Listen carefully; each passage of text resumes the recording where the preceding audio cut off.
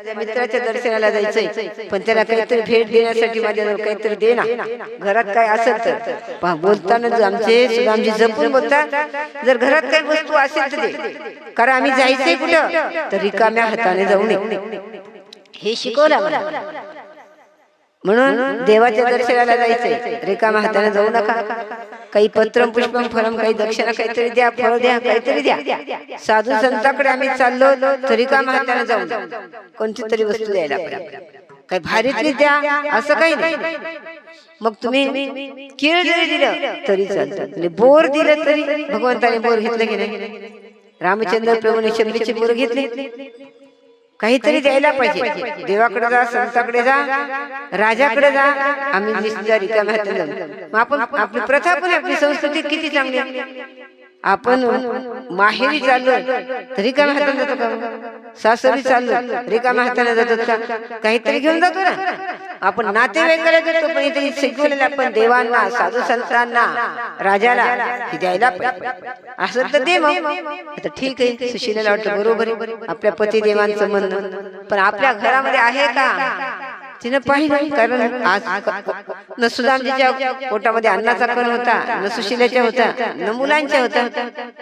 आता आपले पती तर चाललेच आहे, आता त्यांना तर द्यायला पाहिजे. काय करायला पाहिजे? मग तिने शेजाऱ्या पाजाऱ्याकडे, कारण बघा गरीब परिस्थितीत तर शेजारी पाजारी मदत करतात का? नाही करत. आणि काही काही लोकांचा त्याचा अनुभव सुद्धा आहे. आणि मला वाटतं मग लोक सुद्धा, मुलगी जर श्रीमंत घरी असेल तर आई वडील विचारतात, गरीब असेल तर नाही विचारतात. अशी पद्धत आहे. शेजारी सुद्धा श्रीमंत असतील तर ते उसरमारी करतात, देतात, घेतात. पण गरीब जर असेल त्याची परिस्थिती पाहिल्यानंतर सुद्धा नाही मदत करणार. अशी वाचन बोलून समाधान करणार नाही, तर देण्याची गोष्ट तर पुढची वेगळीच राहील. आणि म्हणून पण थोडस आपण जर मोलमजुरी केली तर काहीतरी होईल. आणि म्हणून ती जाते आणते ती. याचितां चतुरो मुष्टिं विप्रां प्रथुक तंडुलां चैलखंडेन तान् बद्ध्वा भर्त्रे पादुदुपायनं. गिरी मग आता काय आणलं तिनं? तिथं काम केलं म्हणा, काहीतरी केलं तिनं, त्यांची सेवा करून. काही काम असलं तर मला सांगा. आता काम केलं त्याच्या मोबदल्यात आपण देतो. आपण पाहिजे बिना कोण देतो. शेतात काही काम केल्यावर मजुरी मिळते का? कधी मिळते? शिक्षकाला मजुरी कधी मिळेल? शाळेमध्ये गेली तर मिळेल, कसं मिळेल? कोणी असो, उच्च किती मोठी मिळवली नोकरी असते, पण तिथं आपल्याला काहीतरी करावं लागतं, तेव्हा आपल्याला पगार मिळते, असे नाही मिळत. आणि म्हणून तिने तिथं केलं. आणि काय आणलं म्हणतात? चतुरो मुष्टीन, 4 मुठी. पोहे म्हणा, चुरी म्हणा, तांदूळाची चुरी असेल किंवा पोह्याची चुरी असेल, ती आणली बरं. आता बांधून द्यायचं, तर बांधून देण्यासाठी कपडा पाहिजे ना, चांगला स्वच्छ कपडा. म्हणजे त्याला छिद्र न पडलेले पाहिजे, फाटलेला नसायला पाहिजे. आता द्यायला कुठे इच्छा, अंगावरच कपडे अंगभर नव्हते. कितीतरी लुगड्याला गाठी पडलेल्या होत्या. सुदामजीच्या लुगड्या धोत्राला गाठी पडलेल्या होत्या. आणि त्यांची शरीर एकदम कशी झालेली होती, कृष्ण झालेली होती. आणि अशा स्थितीमध्ये मग तिने कपड्यामध्ये बांधून दिलेले आहे आपल्या पतिदेवा. आणि बांधून दिल्यानंतर आमचे सुदामजी निघाले. चले श्याम सुंदर से मिलने सुदामा, चले श्याम सुंदर से मिलने सुदामा, चले श्याम सुंदर से मिलने सुदामा, चले श्याम सुंदर से मिलने सुदामा. गाते चले मुख में,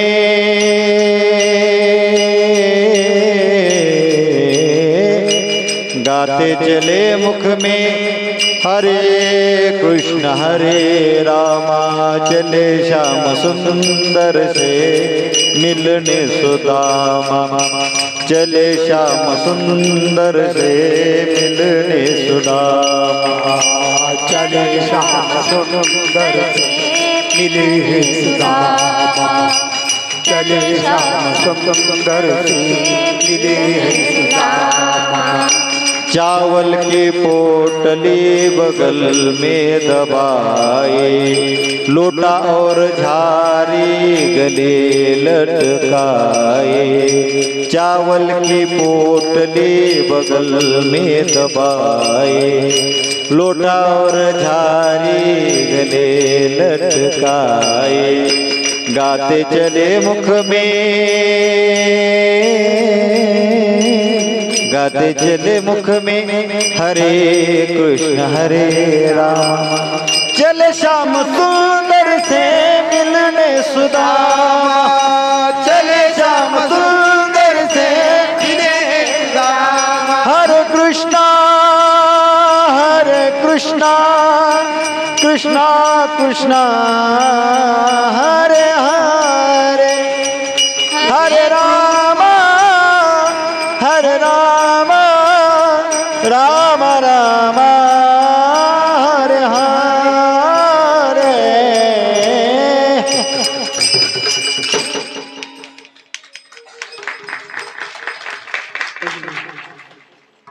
बारीक होत असेल. चला, राहू द्या आता. मला काय म्हणायचंय की अशा प्रकारे प्रभू म्हणजे भगवान सुदामजी चाललेले आहे भगवंताकडे. तर जात असताना कसं चाललेलं पहा. आपण चाललो तर सुदामजीच्या चरित्रातून आपल्याला हे शिकतो. कोणाकडे चाललेले आहेत? कृष्ण परमात्म्याकडे झालेले आहेत. पण जात असताना कसे झालेले आहे?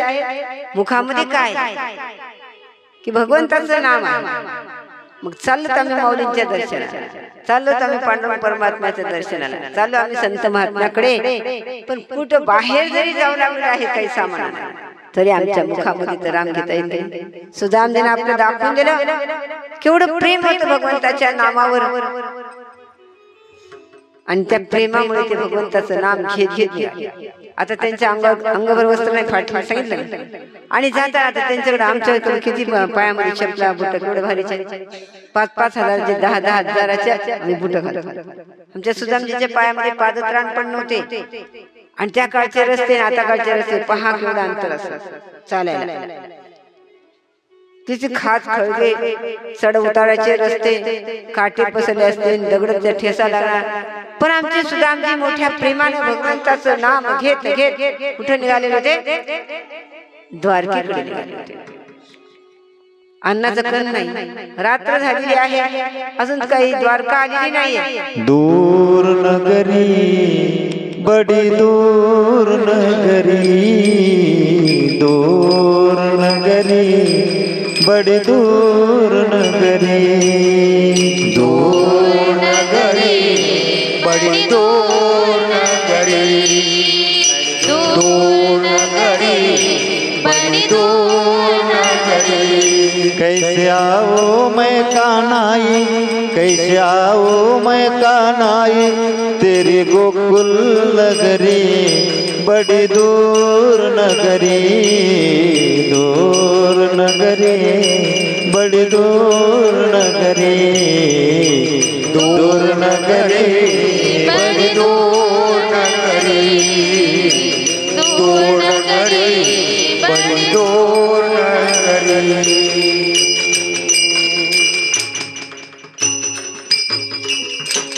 आता किती दूर. आता खरं जर पाहिलं सुदामनगरी आणि द्वारका किती, पण आम्हाला जायला किती दूर आहे. म्हणजे दूर कोणाला आहे? ज्यांना भगवंताची आवड नाही त्यांना दूर, आणि ज्यांना भगवंताची आवड त्यांना जवळ. आमचे भगवान सुदामजी निघाले, त्यांना काही वाटलं नव्हतं पायी जात असताना, परंतु केवढ्या प्रेमानं भगवंताकडे वस्तू पण नेत आहेत आणि मुखामध्ये किती प्रेम आहे. आणि रात्र झालेली आहे, सुदामजी थकले. रस्ता कसा दिसेल अंधाराचा. त्यावेळी काही सुविधा होत्या का? थांबले आणि थोड्या वेळ त्यांना झोप लागली. झोप लागल्यानंतर पण भगवंताला काय, भगवंताने पाहिलं माझा भक्त निघालेला आहे. आणि मग भक्ताला काय करायला पाहिजे? जवळ आणून ठेवायला पाहिजे ना. आज कुठं सकाळी जेव्हा सूर्योदय झालेला आहे, सूर्यांची किरण आमच्या सुदामजीच्या अंगावर पडलेला आहे. लक्षात आलं रे आपल्याला झोप लागली चांगल्या प्रकारे आणि आता तर सूर्योदय झालेला आहे. कारण वाहनांचा आवाज येऊ लागला. कारण शहरांमध्ये पाहिलं रात्रंदिवस वाहनांचा आवाज येतो की नाही. वाहनांचा आवाज ऐकल्याबरोबर लक्षात आलेला आहे. काही लोकांना विचारावं म्हणे हे कोणतं गाव आहे. सांगितलं आमच्या कृष्ण परमात्म्याची ही नगरी आहे. असं म्हटल्यानंतर एवढा आनंद झाला आमच्या सुदामजींना. त्यांच्या डोळ्यामध्ये आनंद असतो. अष्टसात्विक भाव निर्माण झालेला आहे. आज मला माझ्या भक्ताचं, माझ्या भगवंताचं, माझ्या देवाचं आज मला दर्शन होणार आहे. आनंदाने उड्या मारायला निघाले. म्हणजे आमच्या कृष्ण परमात्मा राजमहाल राजवाडा कुठं आहे हो. म्हणजे या सरळ रस्त्याने जमले. आम्ही सरळ गेलो तर आम्हाला माऊलीकडे जाता येईल की नाही. त्या तिथपर्यंत आपण वैष्णव सदांच्या तिथूनच आपल्याला वळावं लागतं. इथून निघाले म्हणजे जाता येत. सुदामजी मुखामध्ये नाम घेत घेत निघाले. आणि त्याच वेळेस आमचे कृष्ण परमात्मा रुक्मिणी मातेसहित सिंहासनावर विराजमान होते. सुदामजी आली दारात आले पण कोण जाऊ देणं होतं. आम्हाला मंत्र्यांच्या जायचं, आमदाराच्या खासदाराच्या जायचं, तुम्हाला जाऊ तिथे सरळ तिथं. माता आमचे सुदामजी निघाले. आडोला रस्ता म्हणजे ठीक आहे बाबा. म्हणजे तुम्ही कोण म्हटल्यानंतर म्हणले मी कृष्ण परमात्म्याचा मित्र आहे म्हणे. अवाक झाले. आमचं कृष्ण परमात्म्याचं केवढं ऐश्वर्य आणि यांच्यावर पाहिलं 18 विश्व दारिद्र्य आहे. आणि ही भगवंताची मित्र कसे असू शकते. आम्ही जीव दरिद्रीच आहे पण हा जीव पुन्हा जर देवाकडे गेला तर हा काय होऊ शकतो. ऐश्वर्याने संपन्न होऊ शकतो की नाही. आणि म्हणून यांची मैत्री कशी काय होणार. कारण कपडे नाही, शरीर एकदम काय झालं कृष्ण झालेलं आहे, कपडे अंगावर चांगले नाही. आणि भगवंताचे मित्र कसे असू शकते. पण म्हणले ठीक तुमचं नाव काय. म्हणजे आम्ही आता विचारून येतो म्हणे तोपर्यंत तुम्ही थांबा. गेले धावत विचार सांगितलं. अहो म्हणे तुम्हाला भेटण्यासाठी कोणी व्यक्ती आली आहे. भगवंत म्हणतात कोण आहे. असं म्हटल्यानंतर काय झालं. भगवंत निघाले. सुनते ही दौड़े चले आए मोहन, लगाया गले के सुदामा को मोहन, लगाया गले से सुदामा को मोहन, लगाया गले से सुदामा को मोहन. हाँ सुनते ही दौड़े चले आए मोहन, लगाया गले से सुदामा को मोहन. हुआ रुक्मिणी को बड़ा ही अचंबा, हुआ रुक्मिणी को बड़ा ही अचंबा. ये मेहमान कैसा अजबा गया है. अरे द्वारपालो कन्हैया से कह दो किधर पे सुदामा गरीब आ गया है. किधर पे सुदामा गरीब आ गया है. बराबर पे अपने सुदामा बिठाए, चरण आंसुओं से श्याम ने धुलाए. चरण आंसुओं से आए न घबराओ प्यारे अब तुम सुदामा, न घबराओ प्यारे अब तुम सुदामा. खुशी का समा तेरे करीब आ गया है. अरे द्वारपालो कन्हैया से कह दो, अरे द्वारपालो कन्हैया से कह दो किधर पे सुदामा गरीब आ गया है. किधर पे सुदामा गरीब आ गया है.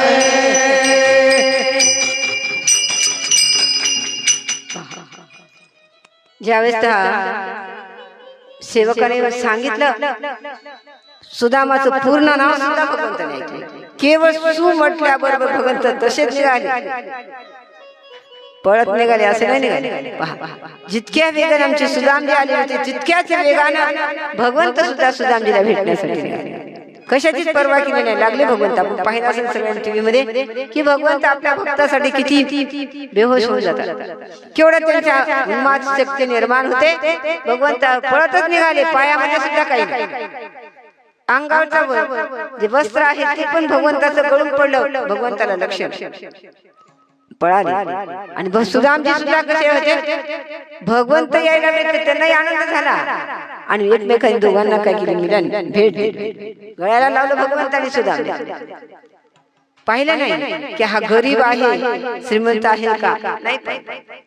एवढ्या प्रेमानं भगवंताने काय केलेलं त्याला आलिंगन दिलेलं आहे.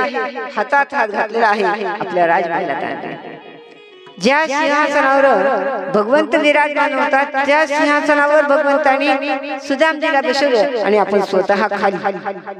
केवढं प्रेम भगवंताचं.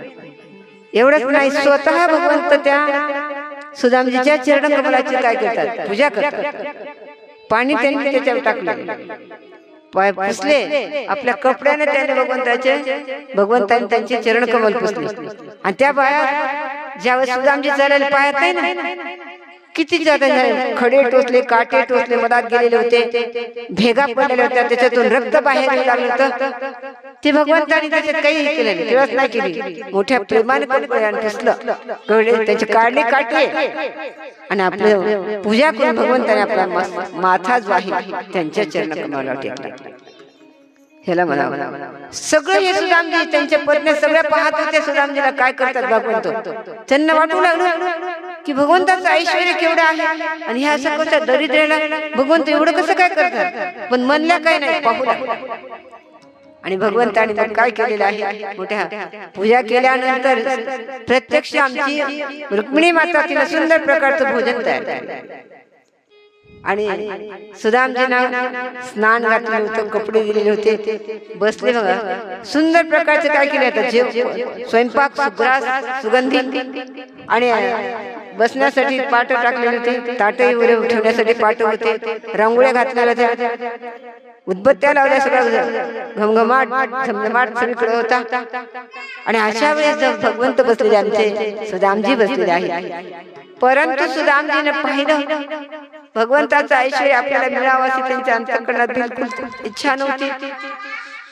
परंतु भगवंत आपली केवढी सेवा करत आहे. त्यांचं अंतःकरण भरून आलं. आपली योग्यता नाहीये आणि आपल्याला एवढे प्रकारचे उत्तम उत्तम पदार्थ आहेत, पण आपण कसे सेवन करायचे. अंतःकरण विहळलं. दुःख झालेलं आहे सुदामजींना. मी इथं जेवण करून परंतु माझे छोटे छोटे बालक जे आहेत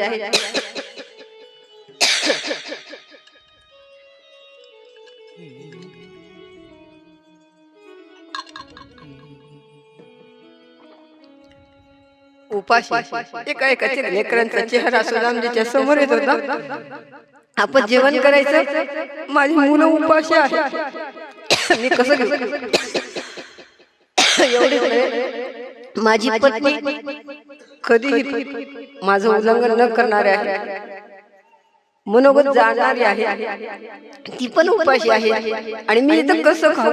आणि म्हणून सुदामजीला ते अन्न घेता येईल, तोंडापर्यंत घास न्यायचे. श्री राधे राधे गोविंद गोविंद राधे राधे राधे गोविंद गोविंद राधे. श्री राधे राधे गोविंद गोविंद राधे राधे राधे गोविंद गोविंद राधे. गोविंद राधे गोपाल राधे गोविंद राधे गोपाल राधे. गोविंद राधे गोपाल राधे. गोविंद राधे गोपाल राधे. गोविंद राधे गोपाल राधे. गोविंद राधे गोपाल राधे श्री राधे राधे राधे राधे राधे राधे राधे राधे राधे राधे राधे गोविंद राधे राधे राधे गोविंद गोविंद राधे श्री राधे राधे गोविंद गोविंद राधे राधे राधे गोविंद गोविंद राधे राधे राधे ओ राधे ओ राधे गोविंद राधे गोपाल राधे गोविंद राधे गोपाल राधे राधे राधे गोविंद गोविंद राधे राधे राधे गोविंद भगवान की श्री बिहारी लाल की जय। आता सुदामजी